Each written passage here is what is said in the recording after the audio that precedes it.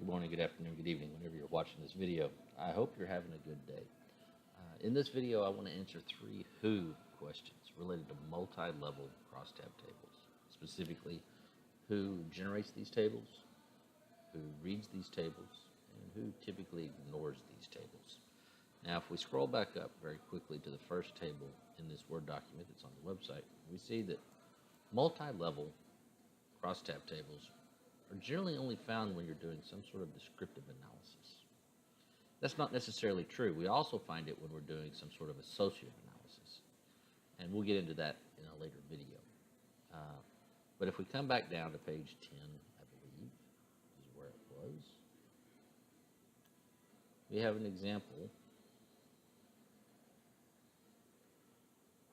of a multi-level crosstab table.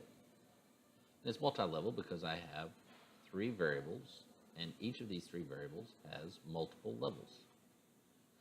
Now, typically, people in the social sciences and in the physical, in the biological sciences are going to be creating these kinds of tables because they're more likely to be dealing with count data. And so chi-square gets involved, which is an associative measure, to be quite honest. So that answers that first question: who uses these tables? Who doesn't use these tables? Or who reads these tables, I should say? Well, typically people who are trying to understand relationships between 3 or more categorical variables. This is where it gets a little tricky. The more levels you have, the more difficult it is to create that table because you wind up with holes in the data.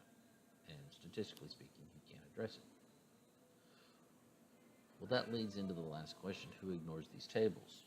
Well, people who generally are more interested in finding the answer to a specific question as it relates to only 2 variables are going to ignore these because you're starting to get into very complex scenarios, concepts.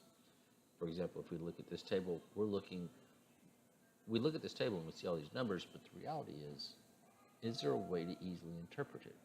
And for most people, it's not. And so a lot of people, regardless of their knowledge of statistics, will ignore multi-level tables. So the question becomes, why do you create these tables? And we're going to get that into a later video. I hope this video has answered some of your questions. I hope it's raised some questions. If it has, please let us know. Otherwise, I hope you have a good day.